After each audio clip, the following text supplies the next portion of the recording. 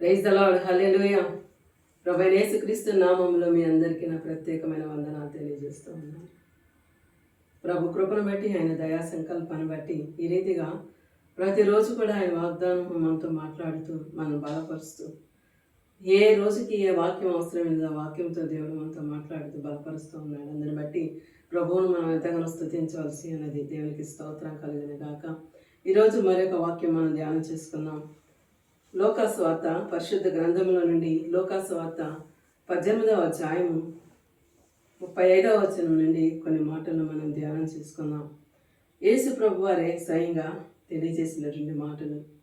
ఆయన ఎరుకో పట్టణంలోకి సమీపించినప్పుడు ఒక గుడ్డివాడు త్రోవ ప్రక్కన కూర్చుండి భిక్షం అడుగుకొంచుండెను. జనసమూహము దాటిపోచున్నట్లు వాడు చప్పుడు విని ఇది ఏమని అడుగుగా, వారి నజరేయుడైన యేసు ఈ మార్గమున వెళుచున్నాడని వానితో చెప్పారు. దేవునికి స్తోత్రం కలిగిన గాక.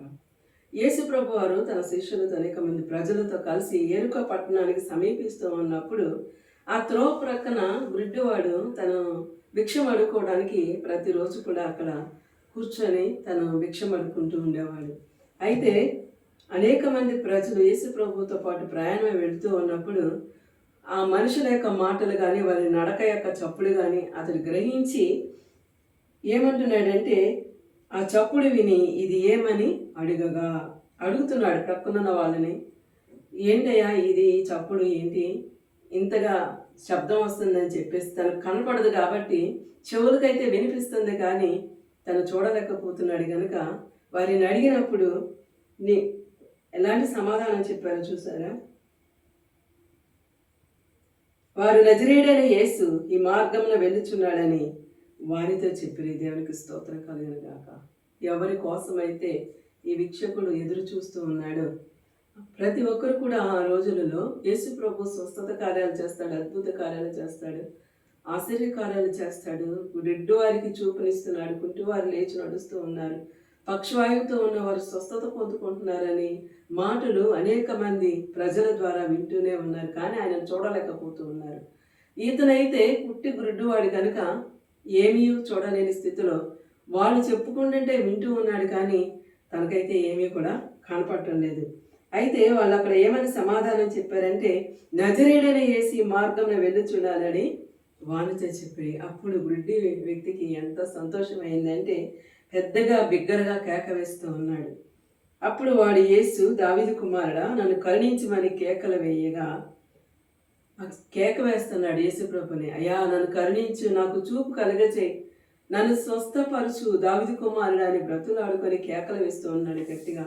అయితే ప్రక్కనున్న వారు ఇతన్ని గద్దిస్తున్నారు, నిశ్శబ్దంగా ఉండు, ఊరుకు ఉండు, గొడవ చేయబాకు అని చెప్పేసి అతన్ని గద్దిస్తున్నారు, బాధ పెడుతూ ఉన్నారు. కానీ అతని బాధను కూడా ఎవరు అర్థం చేసుకోలేని పరిస్థితుల్లో ఉంటున్నారు. కానీ ఈ గుడ్డివాడు ఏం చేస్తున్నాడంటే తనకున్న విశ్వాసాన్ని, తనకున్న ఆశను నిర్లక్ష్యం చేయకుండా మరీ గట్టిగా వారు ఎంత ఊరుకున్నామని వారికి ఎంత ఎక్కువగా చెప్పినప్పటికీ అంతకంటే అధికముగా దావీదు కుమారుడా నన్ను కరుణించు, దావీదు కుమారుడా నన్ను కరుణించు అని గట్టిగా కేకలు వేసినప్పుడు నజరేయుడైన యేసు అక్కడ నిలిచిపోయాడు. వెళ్ళే ఆ మార్గం గుండా వెళుతున్నటువంటి నజరేయుడైన యేసు అక్కడ నిలిచిపోయి ఏమని చెప్పారంటే చూడండి. అంతటి యేసు నిలిచి వారిని తన యొద్దకు తీసుకొని రమ్మనెను. వాడి దగ్గరకు వచ్చినప్పుడు ఆయన, నేను నీకేమి చేయగోరుచున్నానని అడుగగా, ఎంత మంచి మాట దేవుడు మాట్లాడుతున్నాడు చూసారండి. యేసు నిలిచి వారిని తన యొద్దకు తీసుకొని రమ్మనెను. మొదట ఆ గుడ్డి వ్యక్తిని నా దగ్గర తీసుకొని రండి అని. ఆయన దాటిపోయే దేవుడు కాదు. ఆ గుడ్డివాడు కేకలు వేస్తున్నప్పుడు ఆ మాటలు విని ఆయన దాటిపోకుండా నిలిచి ఆగిపోయి అతన్ని నా దగ్గరకు తీసుకొని రమ్మని ఏమని మాట్లాడుతున్నారంటే, నేను నీకేమి చేయగోరుచున్నాను. దేవుడు ఈరోజు మనతో మాట్లాడుతున్నాడు. మీకేం కావాలి, మీకు నేను ఏం చేయగోరుచున్నాను, ఏమి మీరు ఆలోచన, మీ అవసరతలు ఏమయ్యన్నవని ఎల్లప్పుడూ కూడా మన వైపు ఆయన చూస్తూ ఉంటాడు. మన ప్రతి పరిస్థితిని గురించి, ప్రతి అవసరతల గురించి, ప్రతి పరిస్థితులు కూడా ఆయన మన వైపు చూసి మనతో మాట్లాడాలని ఆయన ఇష్టపడుతూ ఉంటాడు. ఈ గురుడి వ్యక్తితో దేవుడు ఏమని మాట్లాడుతున్నాడంటే, నేను నీకేమి చేయగోరుచున్నానని అడుగుగా వాడు, ప్రభువా చూపు పొందగోరుచున్నాను నేను. యేసు, చూపు పొందము, నీ విశ్వాసము నిన్ను స్వస్థపరచనని వానితో చెప్పాను. దేవునికి స్తోత్రం కలుగును గాక. ఇక్కడ విశ్వాసముతో గురుడు కేకలు వేశాడు. దాటిపోయే దేవుణ్ణి, అయా నన్ను స్వస్థపరచు, నన్ను స్వస్థపరచు అని కేకలు వేసినప్పుడు దేవుడు దాటిపోకుండా నిలిచిపోయి అతన్ని తీసుకొని రమ్మని చెప్పి పిలిచి, నీకేం చేయాలని ఆశపడుతున్నామని అడిగినప్పుడు నాకు చూపు కావాలయ్యా అని అతను సమాధానం చెప్పాడు. వెంటనే అతనిలో ఉన్నటువంటి విశ్వాసాన్ని చూసి దేవుడు, చూపు పొందుము, నీ విశ్వాసము నేను స్వస్థపరచనని వానితో చెప్పాను. వెంటనే వాడు చూపు పొంది దేవుని మహిమపరచుచు ఆయనను వెంబడించాను. ప్రజలందరూ అది చూసి దేవుని స్తోత్రం చేశారు. దేవునికి స్తోత్రం కలిగిన గాక. వాళ్ళందరితో కూడా ఇతను కూడా వెంబడించడానికి దేవుడు అవకాశం కలుగజేశాడు. ఎప్పుడైతే చూపు కలిగిందో ప్రజలందరినీ చూడగలుగుతున్నాడు, యేసయ్యని చూడగలుగుతున్నాడు. వాళ్ళందరితో కూడా కలిసి ప్రయాణం చేసి వెళ్ళగలిగాడు. అక్కడున్న ప్రజలందరూ కూడా దేవుణ్ణి స్తుతించాడు. దేవునికి స్తోత్రం కలిగిన గాక.